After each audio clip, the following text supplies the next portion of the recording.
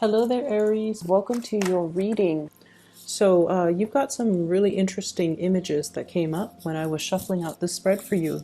You've got some great things, by the way, and let me just talk about a few things first that I saw, and I'll unpack them via the spread. I also have an announcement to make. Let me start with that first. I don't usually make announcements, especially because I know that people are here for the reading, but I am no longer giving out private readings. If you are interested in a private reading, I do have a colleague who is a psychic that I trust wholeheartedly. She is an amazing reader, and her information to her scheduling website is in the description box down below. So if you're interested in a reading, if you're looking for some type of spiritual guidance, please reach out to her. And her scheduling website is very user friendly, it's easy to use, and it's very it's a speedy process. Okay, so if that's something that you want to do, please do reach out. So the information is in the description box below. You can click on the link and it'll take you to her scheduling website where you can enter your information, and it's checkout is via PayPal. It's very easy to use. Okay, so I encourage you to get a reading with her. She's very phenomenal.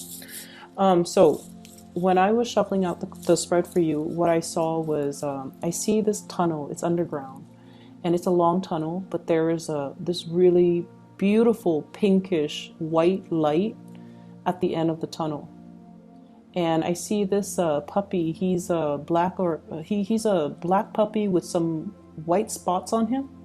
He's wagging his tail and he's happily walking through this tunnel because he sees the light on the other side. Now, animals have amazing instincts, and I know this is a puppy and he's finding his way. But as he's moving closer and closer to the light, what's at the end of the tunnel is I see a big doggy bag of food, and it's spilled over, so it's spilled over on the ground, so of course he's gonna get some food. And then I also feel like there are these it's almost like walking into, and I feel like initially when it's like the light at the end of the tunnel, you think it's going to be lit up with fluorescent light, but what's really lighting things at the end of that tunnel is like gold coins, medallion gold coins, things that are shiny and shimmery and glittery, and that's what's creating all that light. So the dog is definitely in the right place. He has no use for the coins and the money and the gold, but somebody can get it to it's almost like the dog is the pioneer and he's discovering these things. So whoever walks in his footstep is going to come across this treasure. Okay, so it's a very beautiful imagery, and I feel like his if he's hungry, his needs are going to be met. If he is looking for work, that's going to be coming into the picture as well. If he's looking for resources, it's going to be there. So I definitely feel like you're verging on the end of a cycle where you're going to be able to get all your needs met. So that's the first image. The second image that I feel here is I keep seeing this cartoon looking fairy, and I don't know the movie. I think it might have been Sleeping Beauty, where the fairy godmothers, there are three of them, I believe, and they're kind of pudgy. They're a little bit on the heavier side. So I see this pudgy fairy, and she has like really small wings, and the wings are like flapping. And she's holding this wand, and she's smiling, so she seems like very benevolent. And I feel like she's like smoothing out somebody's hair, like comforting them, smoothing things out. Making a situation better, ironing things out, and just overall, there's this really strong energy of spiritual, ancestral protection coming through for you. Okay, so whatever it is, you don't need to fear it. You need to be kind of like be able to trust your intuition and trust your instinct, kind of like this puppy. Okay, to walk into the unknown. To walk into the unknown without armor, without any way to defend yourself, and to trust that you're walking in the right direction, because there's going to be food at the end of the tunnel. So that's what I saw. And I remember when I did the reading for you at the very beginning of the month, you guys have embarked on a journey and you're waiting for a situation. And I mentioned you were trying to flap your wings, trying to get to your destination, right? And it feels like it's very difficult, and it feels very labor intensive, and it just feels like you're tired, like you need a rest, like you just want to land and just stay where you're at and not have to move. So I feel like energetically there might be some drainage. There might be a situation where you're feeling a little bit tired, a little bit under the weather, a little bit just vitality is very low. This could be with somebody that you're dealing with. If you're taking care of elderly parents, if you're taking care of people in your midst, there's somebody here that is very stubborn. They know what they have to do and they know what's good for them, but they're refusing to partake in activities or taking their medicine or doing things that would actually be beneficial. Like I see somebody who's cooped up in the home for a very long time, and I see them, I see you trying to, you know, get them to move. Okay, so like, do you want to go on a hike? You need some fresh air. Let's go on a hike. And they're like, no, I'm okay where I'm at right now. And you're trying to tell them, hey, why don't we take a trip so that you can get your mind off things? They're like, no, I'm okay here. And so I feel like you're having difficulty trying to get somebody out of the house. And I feel like for some of you elderly parents, for others, it's somebody that is lacking in vitality and they don't want to do these physical activities. And it could be they're physically lacking in vitality, or emotionally they're feeling a little bit cooped up and they don't really want to they don't want to do what they know deep down is good for them. Okay, so they're trying to avoid doing the self work. Okay, what I'm also seeing as well, we have here the Ace of Wands, and we have as well, this is the Page of Wands. Okay, you guys are definitely embarking on something brand new. This could be a project. This could be a new job. This could be some type of a creative venture that you're very excited about and you're going to be undertaking wholeheartedly. There's a lot of hopefulness and optimism associated with this. This is an opportunity for you to kind of prove yourself.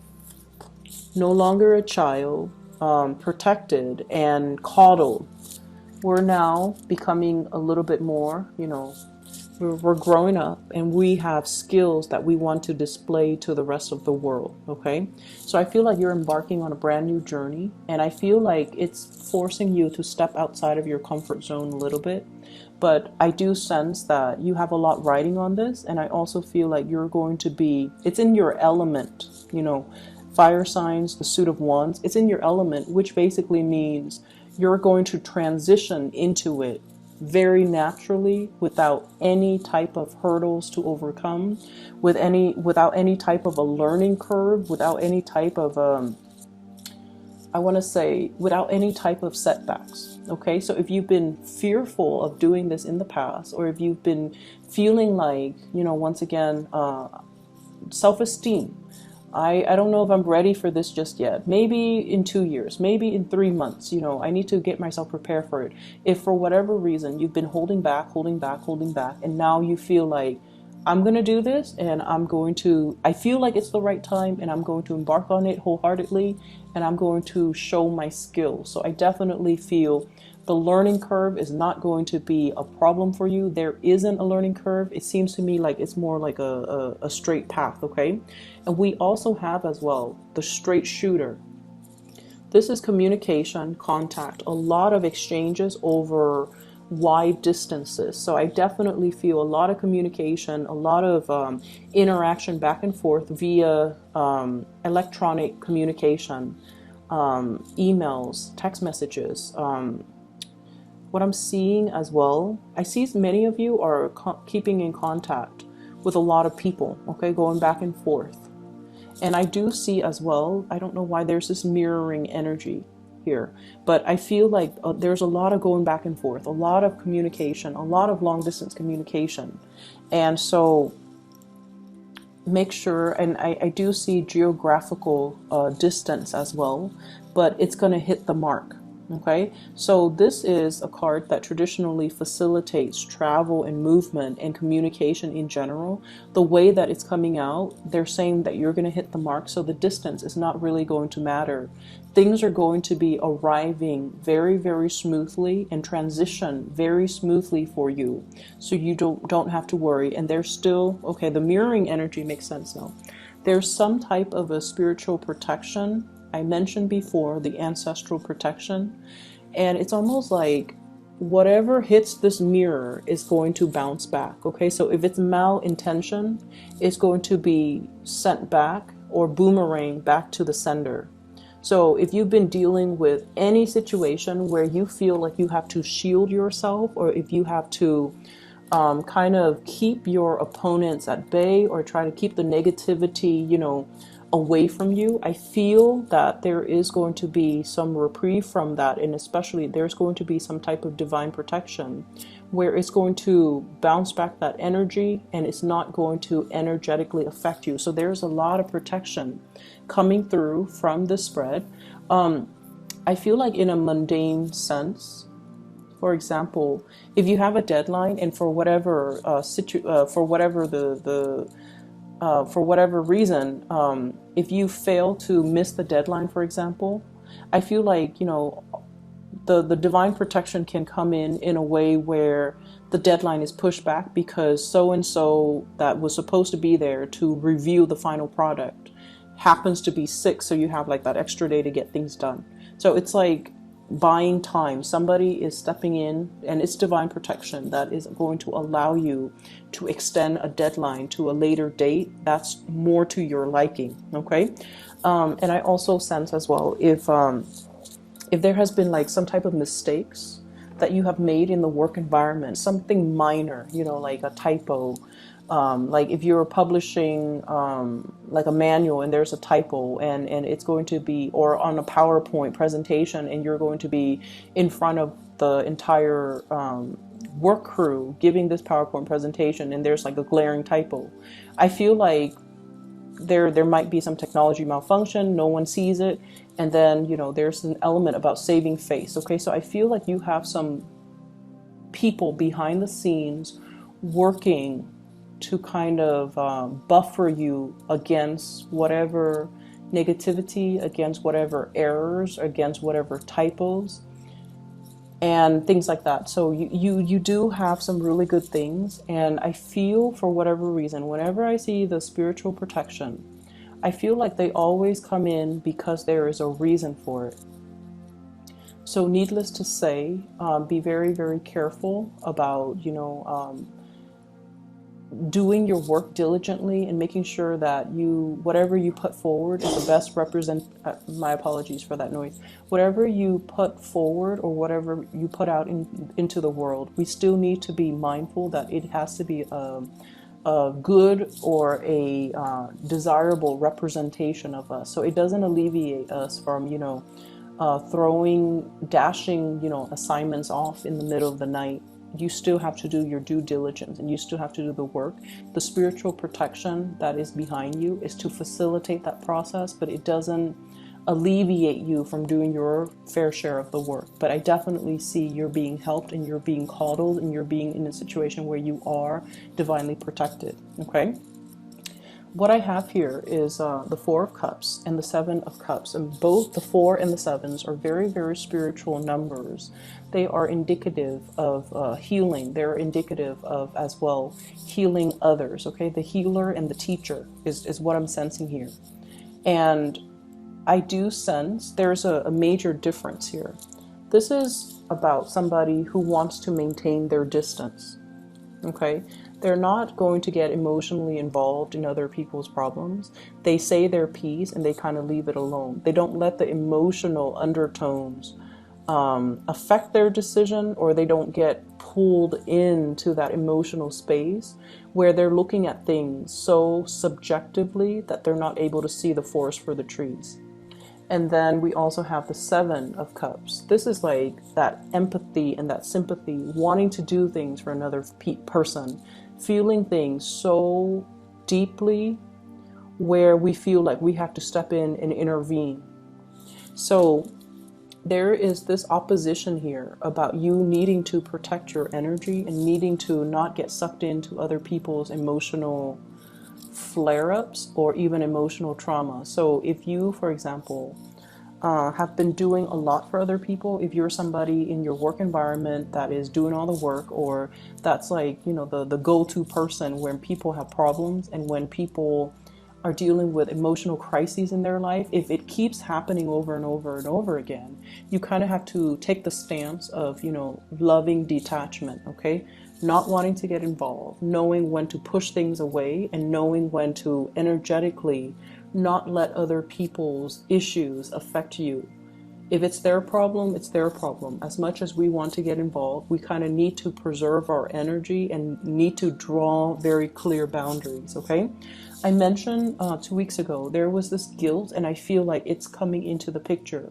Wanting to do things for another person, or feeling like telling yourself, oh, I can't do this because of A, B, C. And usually those A, B, C reasons are linked up with another person that you feel this sense of indebtedness to.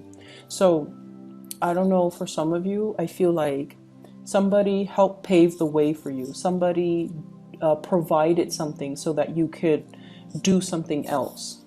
And I feel like there's a sense of guilt, there's a sense of indebtedness. And I feel like it doesn't have to be that way. So you kind of need to draw back your energy and to also learn to, it's almost like, yes, they built the foundation. You know, the fours are about the foundation. Yes, they built that foundation. But without your skills, without your diligence, without your hard work, you couldn't resurrect anything from that foundation. So they built the foundation, but it was your hard work that created everything else that came after. So you have to give yourself that credit and not feel that sense of indebtedness to another person. So I feel like there's something here where you are underestimating your capabilities or underestimating your strength, okay? I'm seeing as well, we have here shining away from the sunlight and the spotlight. So this is the Five of Wands. Not wanting to be in that sunlight or that spotlight. Conflict avoidant as well. Boundaries, okay? So making sure that you stand up for the things that you believe in. And this is something that I feel strange saying to an Aries, because you guys are very militant about defending your beliefs. You guys are quite aggressive when it comes to, you know, giving somebody your 2 cents. You know, you do get upset, you blow up, and then you get over it. But there is a situation here. The fives indicate opposition. It doesn't have to be nasty or drawn out, or, you know, it can just be a situation where we do not see eye to eye with another person. And I feel like you're blocking away this conflict, and I feel that you need to kind of face it head on. Underneath it is the devil, and this is something that, you know, the devil is kind of like the greatest, like, sleight of hand, okay? So it's almost like we fear it because we feel like he might exist out there somewhere, but it's in our mind space. Okay, so it's almost like the imagination runs wild, and we make a situation a lot scarier than it has to be. So unless we face it head on, it's going to be constantly, you know, this dreaded fear, but it's not very real. So unless we face it head on, we're not going to be able to banish the fears. We carry it with us. So, and once again, like I said, I feel like it's a little bit strange for me to mention this for you guys, for Aries, but I feel like there's something here where you're trying to avoid conflict, you're trying to hold back, you're trying to appease the other person, and in a way succumbing to that too much and not voicing your opinion, or not drawing boundaries, or not being able to confront or face the situation head on, I do feel that you're giving your power away. Okay, so make sure that you are aware of this and, you know, say your piece, hit your mark, and move forward. Okay, tackling things, being strategic, and especially communicating in a way where you're able to get your point across. Okay, straightforward communication, hitting your mark right here, and not being afraid of whatever this conflict, this person is, because I feel like the fear is a lot bigger in your head and in your psyche than it is in reality. I'm also sensing here there is a huge uptick when it comes to your financial resources and possibly being able to have two revenue streams. I have here the Two of Pentacles, two sources of income. So it could be you and a partner. It could be you juggling two things. And I feel like something is very, very brand new. It needs to be taken seriously and treated almost like with, you know, kitty gloves, okay? Something that is very delicate. It needs an opportunity to grow, and it needs to be taken very seriously. So, you know how in the traditional Rider-Waite deck, the Two of Pentacles is the man juggling the two pentacles. In this situation, it's almost like, which one do I treasure? There are two cats here, and they're both, one is new. I guess one is a little bit more, this one looks like it's older. That one looks like it's a kitten. And so if it's brand new, you want to devote a little bit more time to it, okay? Until it's self-sustaining, until it's self-sufficient. So this is pretty much telling you not so much to multitask, but to do something, whatever that's newer, whatever that you need to kind of like get off the ground in a very foundational way. Establish that foundation first before you devote more time to what the existing thing. Okay, so treat things that are new, that are emerging, with a little bit more care and a little bit more attention, because it's new, and so it requires a lot more work. Okay, so the initial work that you put in, it's going to pan out. Just be very diligent, be very patient with it, and especially give it that care and that attention until it's able to progress on its own. All right, finances is going to be picking up for you guys very quickly. What I have here is the Eight of Pentacles. This is basically that harvest, okay? Being able to kind of like have something tangible as proof of your hard work. So the 7 is the harvest. The 8 is at that point of completion almost. Excuse me. And I feel like I almost feel like there's this big energy about, you know, focusing, laser-like focus on one thing, birthing something, taking care of something that is brand new, nurturing it in order for it to grow for you. So I definitely see new projects that are in store for you. And I feel like it's going to pay dividends, but you have to kind of drop the other thing or put it in the back burner for now. Come back to it at a later date, okay? I hope the reading is helpful for you guys, and I do wish you all the best for this month. I'll be back in February, okay? Take care of yourself, Aries.